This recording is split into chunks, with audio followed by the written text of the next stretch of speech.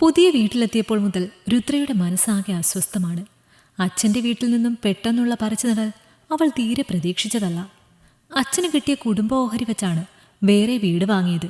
ഇതൊരു പഴയ നാലുകെട്ട് തറവാടാണ്, പുതുക്കി പണിതിട്ടുണ്ട്. പക്ഷെ ആ വീട്ടിൽ കയറിയപ്പോൾ മുതൽ രുദ്രയ്ക്ക് എന്തോ മനസ്സിൽ വല്ലാത്ത ഒരവസ്ഥ. ഒരന്ധവിശ്വാസവും ഇല്ല, എങ്കിലും എന്തോ ഒരു പൊരുത്തക്കേട്. അമ്മയ്ക്ക് വലിയ ഇഷ്ടമായി, അതുകൊണ്ട് അച്ഛൻ കൂടുതലൊന്നും ആലോചിച്ചില്ല. തറവാട്ടിലെ ബന്ധങ്ങൾക്കിടയിൽ നിന്നും നിശബ്ദമായ ഒരിടത്തേക്കുള്ള വരവ് ആയതുകൊണ്ടാകാം. ചിന്തയിൽ നിന്നുണർന്നു രുദ്ര. ഒന്ന് കുളിച്ചു വന്നാൽ ഉന്മേഷം കൂടുമെന്ന് തോന്നി. കുളിക്കുവാൻ കയറിയപ്പോൾ സോപ്പില്ല. തിരികെ ഇറങ്ങി. അമ്മേ, അമ്മേ, എന്താ രുദ്ര, എന്താ നീ ഇങ്ങനെ കിടന്ന് അലറുന്നത്? അമ്മ ധൃതി പിടിച്ച് അടുക്കളയിൽ നിന്നും വന്നു. സോപ്പ് ബാത്റൂമിലുണ്ടെന്ന് അമ്മയല്ല എന്നോട് പറഞ്ഞത്? അതെ, ഞാൻ വെച്ചിട്ടുണ്ട്. ഓഹോ, വെച്ചോ? എന്നിട്ട് എവിടെ അമ്മ സോപ്പ്? ഇവിടെ സോപ്പില്ല. അമ്മ അവളെ മാറ്റിയിട്ട് ബാത്റൂമിൽ കയറി. രുദ്ര, ഇത് പിന്നെ എന്താ? അമ്മയുടെ കയ്യിൽ സോപ്പ്. അവൾ ഞെട്ടി. പുതിയത് വെച്ചതാ, ഇത് നീ ഉപയോഗിച്ചിട്ടുണ്ട്, നനഞ്ഞിരിക്കുന്നു. ദേഷ്യത്തിൽ അമ്മ സോപ്പ് തിരികെ വെച്ചു. ഞാനൊരു ജോലി ചെയ്തുകൊണ്ടിരിക്കുക രുദ്ര, അതിനിടയിലാ നിന്റെ ഈ കുഞ്ഞുകളി. ഈ കുട്ടിക്ക് കുറുമ്പിത്തിരി കൂടുന്നുണ്ട്. പിറുപിറുത്തുകൊണ്ട് അമ്മ നടന്നു. അവൾ എത്ര ആലോചിച്ചിട്ടും ഒരു പിടിയും കിട്ടിയില്ല. ഇതെങ്ങനെ സംഭവിച്ചു? കൂടുതൽ ആലോചിക്കാൻ നിന്നില്ല. പുതിയ വീടുമായി ഒട്ടും അഡ്ജസ്റ്റ് ചെയ്യാൻ പറ്റുന്നില്ല. അതുകൊണ്ട് മനസ്സും അസ്വസ്ഥം. വേഗം കുളിച്ചിറങ്ങി. കഴിച്ചുകൊണ്ടിരിക്കുമ്പോൾ ജോണിൻ്റെ കോൾ വന്നു. എന്തായാലും അവിടെ വരെ ഒന്ന് പോകണമെന്ന് അവൾ തീരുമാനിച്ചു. ജോണിനോട് കാര്യങ്ങൾ പറഞ്ഞപ്പോൾ പതിവ് പോലെ അവൻ ചിരിച്ചു. തനിക്കെന്താണോ പറ്റിയത്? വീട് ഷിഫ്റ്റ് ചെയ്തു, പിന്നെ തൻ്റെ കസിൻസിനെ മിസ് ചെയ്യുന്നു. ഇതൊക്കെ മനസ്സിന് അസ്വസ്ഥത ഉണ്ടാക്കുന്നു. അതുകൊണ്ടുള്ള തോന്നലുകളാണ്. എനിക്ക് തൻ്റെ പുതിയ വീട്ടിലേക്ക് വരാൻ പറ്റിയില്ല. ജോലി തിരക്ക് തനിക്കറിയാലോ. രുദ്ര, ഈ വലിയ വീട്ടിൽ ഞാൻ ഒറ്റയ്ക്കാണ്.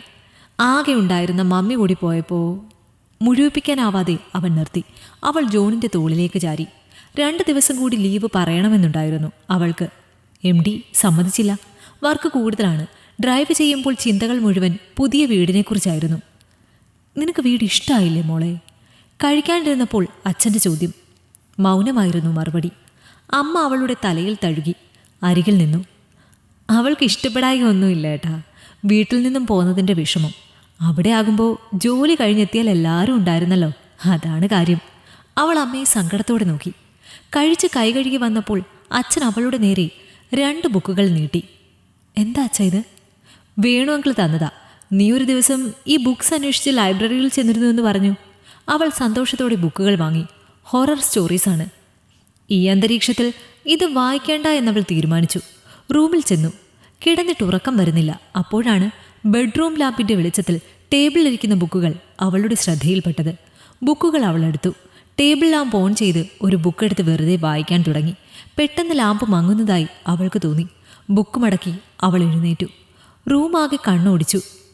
തന്നെ കൂടാതെ ആ റൂമിൽ ആരോ ഉള്ളതായി അവൾക്ക് തോന്നി. ജനാലകൾക്ക് സൈഡിൽ എന്തോ നിഴൽ പോലെ. വേഗം പേടിച്ചവൾ ബെഡിലേക്കിരുന്നു. പതിയെ ലൈറ്റിട്ടു.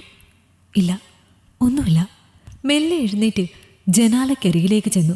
പെട്ടെന്ന് വലിയൊരു ശബ്ദത്തോടെ ജനൽപ്പാളികൾ വന്നടഞ്ഞു. അവൾ ഞെട്ടി പുറകോട്ട് മാറി.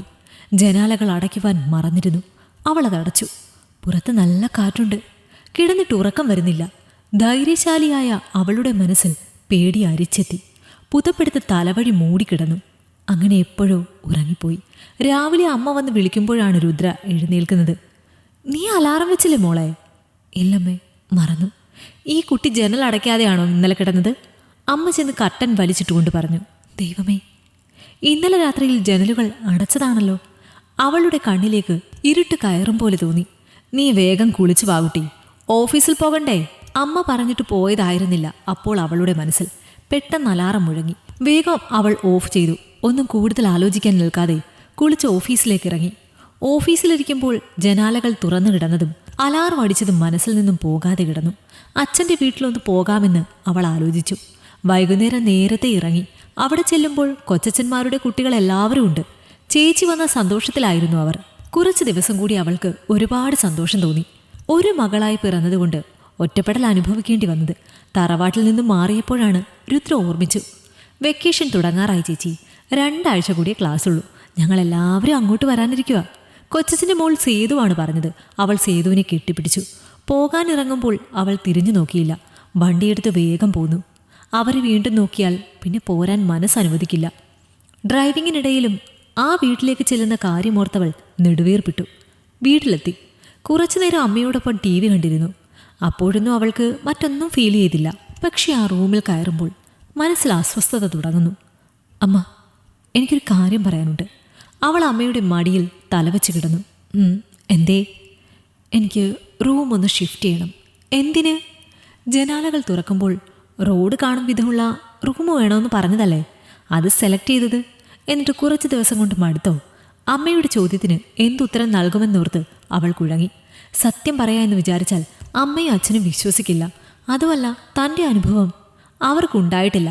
അതും ഉറപ്പാണവൾക്ക്. അമ്മയുടെ സംസാരം കേട്ടാണ് അച്ഛൻ അവിടേക്ക് വന്നത്. മോൾക്ക് ആ റൂം ഇഷ്ടപ്പെട്ടില്ലെങ്കിൽ വേറെ റൂമിലേക്ക് മാറിക്കോളൂ. അതിനിപ്പോൾ എന്താ എത്ര ചോദിക്കാൻ? ഇവിടെ എത്ര റൂമുകളുണ്ട്, എല്ലാം ഒഴിഞ്ഞു കിടക്കുന്നു. അമ്മ അത് കേട്ട് സ്നേഹത്തോടെ അവളുടെ തലയിൽ തടവി. സാധനങ്ങളെല്ലാം അവർ ഒരുവിധം മാറ്റി. ലാസ്റ്റ് ഉണ്ടായിരുന്ന ടേബിൾ എടുക്കുവാനായി അതിലുള്ള ബുക്സ് എല്ലാം എടുത്ത് മാറ്റുന്നതിനിടയിൽ അവളുടെ കൈ തട്ടി എന്തോ താഴെ വീണു പൊട്ടി. നോക്കുവാൻ മുതിർന്നപ്പോൾ കാലിൽ ചില്ലുകൾ തറച്ചു. അയ്യോ, മുറിഞ്ഞല്ലോ മോളെ. അമ്മ ഓടി വന്നു. തുടച്ചു മരുന്ന് വെച്ച് മുറിവ് കെട്ടി. അവൾക്ക് കാലിലെ മുറിവിൻ്റെ നീറ്റലിനേക്കാൾ വലുതായിരുന്നു മനസ്സിലേറ്റ നീറ്റൽ. ആ പൊട്ടിയത് ജോൺ അവൾക്ക് ബർത്ത്ഡേക്ക് കൊടുത്ത ഗ്ലാസിൽ തീർത്ത ആൺ പെൺ രൂപങ്ങളായിരുന്നു. റൂം ഷിഫ്റ്റ് ചെയ്ത് മാറിയെങ്കിലും ഒരു ദുസൂചന എന്നോണം അവളുടെ മനസ്സിൽ ഒരു കരടായി അത് അവശേഷിച്ചിരുന്നു. തലേ ദിവസം വിളിച്ചപ്പോൾ ജോൺ പറഞ്ഞത് അവൾ ഓർത്തു. രുദ്ര, ആ ജനാലകൾ തുറക്കുമ്പോൾ നിന്നെ നോക്കി ഞാൻ അവിടെ നിൽപ്പുണ്ടാവും. എവിടെയാണെന്നറിയുമോ? ആ വഴിയരികിലെ വാകയുടെ ചുവട്ടിൽ. മനസ്സിൽ പേടി കൂടിയതുകൊണ്ട് മാത്രമാണ് റൂം മാറിയത്. അവൾ പതിയെ എഴുന്നേറ്റ് പഴയ റൂമിലേക്ക് ചെന്നു. ജനാലകൾ തുറന്നു കിടന്നിരുന്നു. അതുവഴി അവൾ വാഗമരത്തെ നോക്കി. പെട്ടെന്ന് തണുത്ത കാറ്റ് വീശി. വേഗം അവൾ ഫോണെടുത്ത് ജോണിനെ വിളിച്ചു. പക്ഷെ കോൾ കണക്റ്റ് ആകുന്നില്ല. അവൾ നിരാശയോടെ പിന്തിരിഞ്ഞു നടന്നു. അവധിയെ തുടർന്ന് കൊച്ചച്ചന്മാരും കുടുംബവും വന്നു. കൊച്ചച്ചൻ്റെ മകൾ സേതുവിനാണ് ആ റൂം വളരെ ഇഷ്ടമായത്. നല്ല ഭംഗിയുള്ള റൂം. അവളത് പറയുമ്പോൾ രുദ്രയുടെ മനസ്സ് അസ്വസ്ഥമായി. രാത്രിയിൽ ചിറ്റയും സേതുവും അവളുടെ അനിയൻ കുട്ടവും ആ റൂമിലാണ് കിടന്നത്. അതിനാൽ രാത്രിയിൽ എന്തെങ്കിലും സംഭവിക്കുമോ എന്ന് രുദ്രയ്ക്ക് പേടിയായിരുന്നു. പിറ്റേന്ന് രാവിലെ ഉണർന്നു. തലേ ദിവസത്തെ കിടപ്പിനെക്കുറിച്ച് ചോദിച്ചപ്പോൾ സേതുവിന് 100 നാവായിരുന്നു. ആ റൂം അവൾക്ക് നന്നേ ബോധിച്ചുവെന്ന് രുദ്രയ്ക്ക് മനസ്സിലായി. അതോടൊപ്പം തനിക്കുണ്ടായ ഒരു ചീത്ത അനുഭവവും അവർക്കുണ്ടായില്ല എന്നുറപ്പായി. 2 ദിവസം കഴിഞ്ഞപ്പോൾ കൊച്ചന്മാരും ഫാമിലിയും പോയി. സേതു മാത്രം അവിടെ തങ്ങി. അവൾ അവിടെ ഉള്ളത് രുദ്രയ്ക്കൊരാശ്വാസമായിരുന്നു. അവളെയും കൊണ്ട് കുറേ ചുറ്റി നടന്ന് അന്ന് രുദ്ര. അതാകാം രാത്രിയിൽ ഉറങ്ങാൻ കിടന്നപ്പോഴേ ഉറക്കത്തിലേക്ക് വഴുതിപ്പോയി. വാതിലിൽ ആരോ തട്ടുന്ന ശബ്ദം കേട്ട് രുദ്ര ചാടി എഴുന്നേറ്റു. വാതിൽ തുറന്നു. പേടിച്ചു വിയർന്നു നിൽക്കുന്നു മുന്നിൽ അമ്മ. എന്താമ്മേ, എന്തുപറ്റി? മോളെ, സേതുവിൻ്റെ റൂമിൽ നിന്നും കരച്ചിൽ കേട്ടാണ് ഞങ്ങൾ അവിടേക്ക് ചെന്നത്. ചെല്ലുമ്പോൾ കുട്ടി നിലത്ത് ബോധമില്ലാതെ കിടക്കുക. മുഖത്ത് വെള്ളം തെളിച്ചപ്പോൾ എഴുന്നേറ്റു. പക്ഷെ ഒന്നും മിണ്ടുന്നില്ല. ഞാൻ ആകെ പേടിച്ചു പോയി. അവളെ ഹോസ്പിറ്റലിൽ കൊണ്ടുപോകാമെന്ന് അച്ഛൻ പറഞ്ഞു. കൊച്ചനെ വിവരം അറിയിച്ചിട്ടുണ്ട്. നീ കൂടി വാ. എല്ലാം കേട്ട് മരവിച്ച് നിന്ന് പോയി രുദ്ര. അവൾ ഓടിച്ചെന്ന് സേതുവിനെ വാരി പുണർന്നു. കാറിൽ വെച്ച് എത്ര ചോദിച്ചിട്ടും അവളൊന്നും മിണ്ടിയില്ല. രുദ്രയുടെ മനസ്സിൽ ഓരോ ചിന്തകളും തിങ്ങിക്കൂടി. കുഴപ്പമൊന്നുമില്ല കുട്ടിക്ക്. കട്ടിലിൽ നിന്നും വീണതിൻ്റെതായ ഒരു പരിക്കോ കാര്യങ്ങളോ ഒന്നുമില്ല. പിന്നെ പെട്ടെന്ന് പേടിച്ചത് കൊണ്ടാകാം സംസാരിക്കാൻ മുതിരാത്തത്. അത് സാരമില്ല. ഇന്ന് എന്തായാലും ഒബ്സർവേഷനിൽ കിടക്കട്ടെ. രാവിലെ ഡീറ്റെയിൽ ആയിട്ട് ഒന്നുകൂടെ ചെക്കപ്പ് ചെയ്തിട്ട് ഡിസ്ചാർജ് ചെയ്യാം. ഡോക്ടറുടെ ഈ മറുപടിയാണ് എല്ലാവരെയും ആശ്വസിപ്പിച്ചത്. ചിറ്റയുടെ കരച്ചിലിന് അങ്ങനെ ഒരു അറുതി വന്നു. എത്ര തവണ വല്യമ്മ വിളിച്ചതാ മോളെ വല്യമ്മയുടെ കൂടെ വന്ന് കിടക്കാൻ. അപ്പോൾ ഒറ്റ നിർബന്ധം തനിയെ കിടക്കണമെന്ന്. അവൾ എന്തെങ്കിലും പറയുവാനായി അമ്മ ഓരോന്നും ചോദിക്കുന്നത് കേട്ടപ്പോൾ രുദ്രയ്ക്ക് സങ്കടം സഹിക്കാൻ കഴിഞ്ഞില്ല. സാരല്ലമ്മ, അവൾക്കൊന്നുമില്ല. ഡോക്ടർ പറഞ്ഞതല്ലേ, അവൾ റെസ്റ്റ് എടുക്കട്ടെ. അമ്മയെയും അച്ഛനെയും വീട്ടിലേക്ക് പറഞ്ഞു വിട്ടു രുദ്ര. കൊച്ചച്ഛനും പോയി. ചിറ്റയും രുദ്രയും മാത്രമായി സേതുവിൻ്റെ അടുത്ത്. കുറച്ചു കഴിഞ്ഞപ്പോൾ സേതു സംസാരിച്ചു. ജനാലക്കരികിൽ എന്തോ കണ്ടവൾ പേടിച്ചു. കട്ടിലിലേക്ക് ഓടി വന്ന് കയറി. അത്രേ അവൾക്ക് ഓർമ്മയുള്ളൂ. ചിറ്റ അവളെ ആശ്വസിപ്പിച്ചു. താൻ കാണും പോലെ തന്നെയെന്ന് രുദ്രയ്ക്ക് മനസ്സിലായി. പക്ഷേ 12 വയസ്സുള്ള കുട്ടിക്ക് അത് കണ്ടിട്ട് ഇത്രയുമല്ലേ സംഭവിച്ചുള്ളൂ. അതോർത്തവൾ സമാധാനിച്ചു. സാരല്ല സേതു, കറ്റൻ്റെ നിഴൽ വല്ലതുമാകും. വെളിച്ചമില്ലാത്തതുകൊണ്ട് തോന്നിയതാ. അവളെ ചേർത്ത് പിടിച്ച് രുദ്ര പറഞ്ഞു. ചേച്ചി, എൻ്റെ കൂടെ വന്ന് കിടക്കോ? രുദ്ര ചിരിച്ചുകൊണ്ട് അവളുടെ അടുത്ത് ചെന്ന് കിടന്നു. ചിറ്റ അപ്പുറത്തെ ബെഡിൽ നല്ല ഉറക്കമായിരുന്നു. രുദ്ര ഓരോന്നും ആലോചിച്ച് കിടന്നു. ഉറക്കം കണ്ണുകളിലേക്ക് വന്നണയുന്നു. ചേച്ചി, എന്താ മോളെ? കണ്ണുകൾ തിരുമ്മിക്കൊണ്ട് രുദ്ര ആരാഞ്ഞു. അതെ, സത്യമായി ഞാനവിടെ ഒരു രൂപം കണ്ടു. അമ്മയോട് പറയാതിരുന്നതാ. താഴ്ന്ന സ്വരത്തിൽ അവൾ തുടർന്നു. ബാത്റൂമിൽ പോയി വന്നപ്പോഴാണ് കണ്ടത്. പിന്നെ രുദ്ര എന്ന് ആരോ വിളിക്കും പോലെ തോന്നി. ഞാൻ കേട്ടതാ ചേച്ചി, സത്യം. അപ്പോൾ ഞാൻ പേടിച്ചുപോയി. കരഞ്ഞുകൊണ്ട് ബെഡിലേക്ക് കയറിയതേ എനിക്ക് ഓർമ്മയുള്ളൂ. അവൾ പറഞ്ഞു നിർത്തിയപ്പോൾ രുദ്ര ഞെട്ടി, വല്ലാതെ വിയർത്തു. ഹേയ് ഇല്ല മോളെ, അതൊക്കെ നിനക്ക് തോന്നുന്നതാ.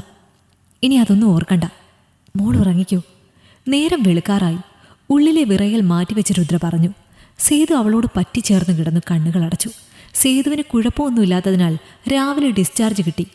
കൊച്ചച്ഛനെത്തി അവരെ കൂട്ടിക്കൊണ്ടുപോയി. രുദ്ര ഓഫീസിൽ വിളിച്ച് ലീവ് പറഞ്ഞു. അവളുടെ ലക്ഷ്യം ജോണിനെ കാണുക എന്നതായിരുന്നു. വീടിൻ്റെ ഗേറ്റ് പൂട്ടിയിട്ടിരിക്കുകയാണ്. അവനവിടെയില്ല. എവിടെ പോയി കാണും? തന്നോടൊന്ന് പറയുക പോലും ചെയ്തില്ല. എത്ര ദിവസമായി ഒന്ന് സംസാരിച്ചിട്ട്. ഓരോന്നും ഓർത്തവൾ തിരികെ പോകുവാനൊരുങ്ങി. എന്താ കുട്ടി? ചോദ്യം കേട്ട് അവൾ തിരിഞ്ഞു നോക്കി. പ്രായമുള്ള ഒരാൾ. ചിലപ്പോൾ അയൽക്കാരനാകും അവൾ വിചാരിച്ചു. അല്ല, ഈ ഗേറ്റ് പൂട്ടിയിട്ടിരിക്കുന്നു. ജോൺ. മോൾ എവിടെ നിന്നാ? അടുത്ത് നിന്നാണോ? അല്ല, ഞാൻ കുറച്ച് ദൂരെ നിന്നാണ്. ജോണിൻ്റെ ഫ്രണ്ടാണ്. അപ്പോൾ കുട്ടിയൊന്നും അറിഞ്ഞില്ലേ?